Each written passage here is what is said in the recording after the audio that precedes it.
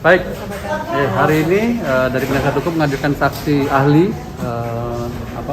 Dokter Reza Indragiri. Dia selaku psikologi forensik. Nah tadi ya sama seperti ahli-ahli sebelumnya mengungkapkan pendapat dia terkait disiplin ilmu yang dia miliki. Jadi tadi ada beberapa poin yang kita malah bersyukur ada pencerahan dari ahli ini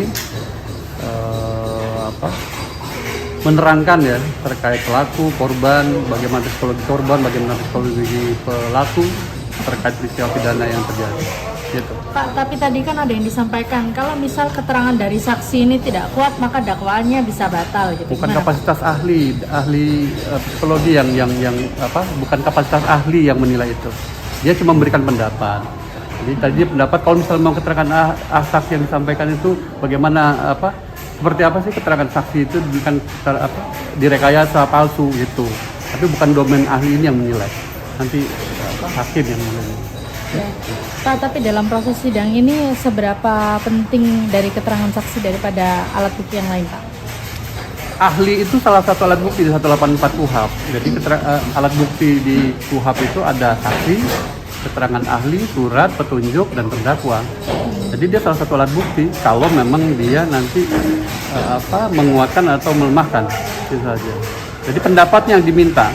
Dia sifatnya netral, tidak berpihak kepada PH, tidak berpihak kepada penuntut umum, mengumumkan pendapat. Jadi apa pertanyaan penasihat hukum, pertanyaan penuntut umum ya sama saja. Oke, sejauh ini JPU tetap yakin ya Pak? Iya, kita tetap yakin.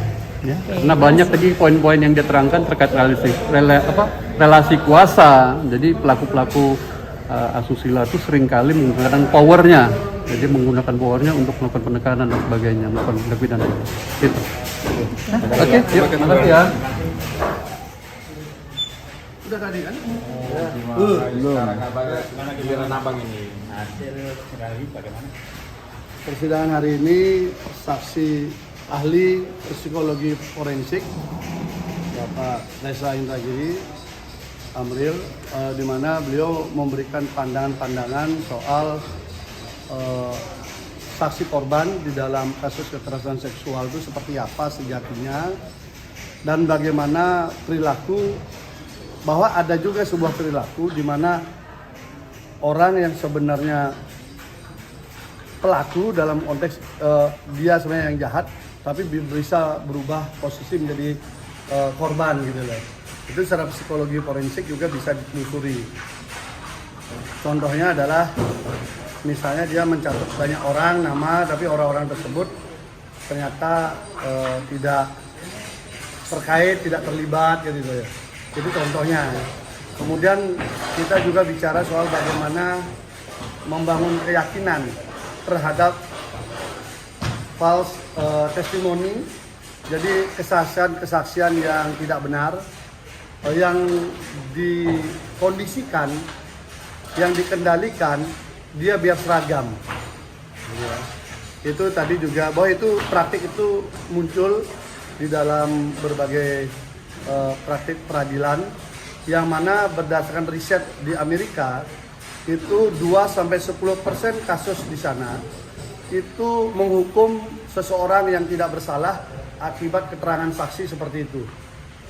Itu Amerika loh yang sudah maju.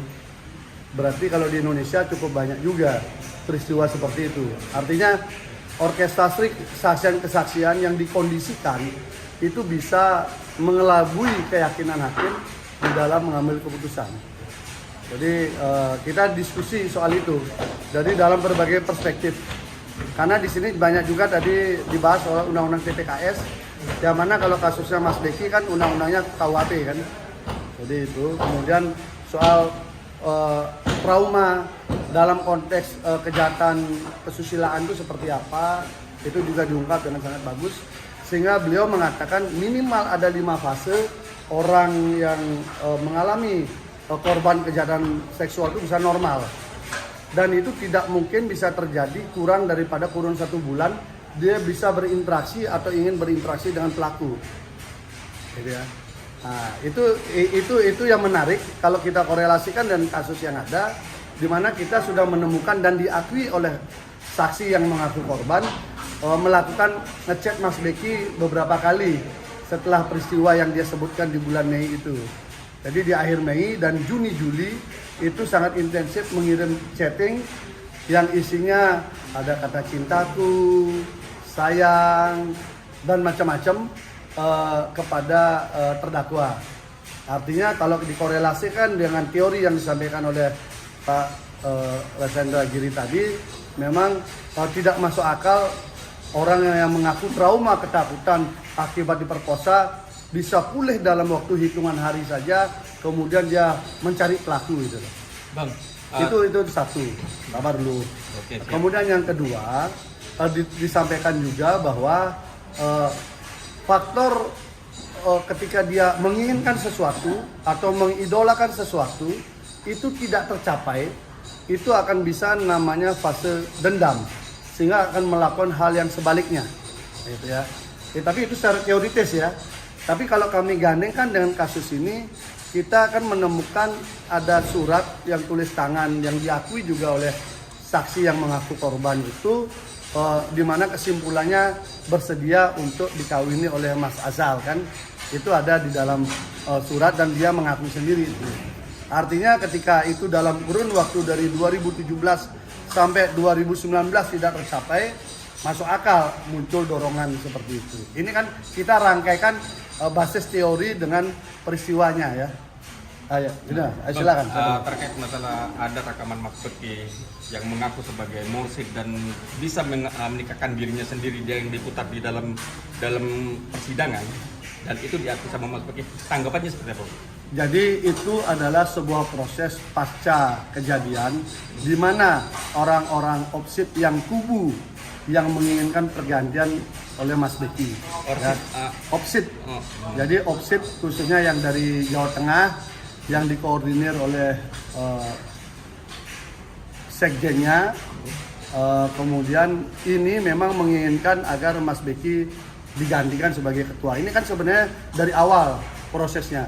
Jadi proses itu kemudian mengaku datang 5 orang masuk ke dalam, tapi di luar dengan banyak orang membawa berbagai perlengkapan, tapi Mas Beki sendiri.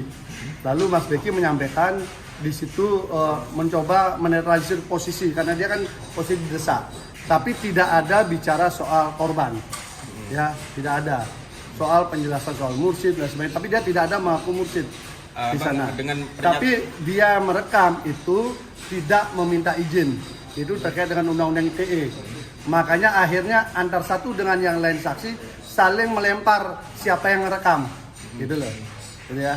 Sehingga ini kesulitan kami.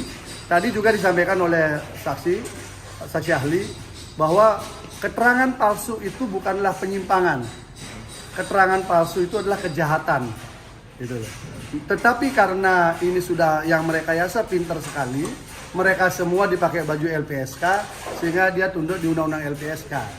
Jadi ini saya kira rekayasa yang sangat sempurna, bagaimana menggantikan Mas Beki di opsit, bagaimana kemudian pelan-pelan pondok pesantren bisa diambil dan sebagainya. Ini kan gerakan yang terstruktur. Kasusnya sendiri berbasis kepada peradilan opini, termasuk soal proses rekaman itu, gitu loh. Apakah Dan itu tidak ada kaitan dengan kasusnya korban loh ya. Apakah dengan menyatakan dia sebagai bisa menikahkan dirinya sendiri dan itu bisa dijadikan kamuflase untuk bisa menggauli rekamannya sendiri sangat tidak jelas. Itu dibunyikan di sidang tapi sangat tidak jelas dan terlihat memang diprovokasi untuk didekati. Ya. Posisi rekaman dan kita udah kejar tanpa izin merekam. Anda baca aja undang-undang ITE. Gitu ya. Baca aja undang-undang ITE, boleh nggak itu? Nah, jadi mereka ini tampaknya memang sudah terkonsolidasikan dengan baik, dilindungi, ditekan oleh Kompolnas, dipakai Komjak, dipakai baju LPSK, sehingga mereka bebas melakukan apa saja untuk menyerang Mas Beki. Gitu ya. Sehingga narasi dari belasan santri di bawah umur, sehingga dicap Mas Beki sebagai predator, turun jadi 5, dan sampean sendiri sudah baca dakwaannya, hanya ada 1, usia sudah dewasa. Itu saja sudah bisa dibaca, ini biasa-biasa saja atau ada yang tersembunyi di dalamnya ya. Saya kira itu. Ya. Hari ini saya dengar ada diskusi yang mencoba membangun opini ulang oleh LBH Surabaya, terbuka untuk umum, tetapi oleh Kementerian PPA juga ada hadir konon gitu, tetapi dibuka untuk umum, begitu banyak yang mengikuti, berpikiran berbeda semua dikeluarkan dari diskusi itu. Itu.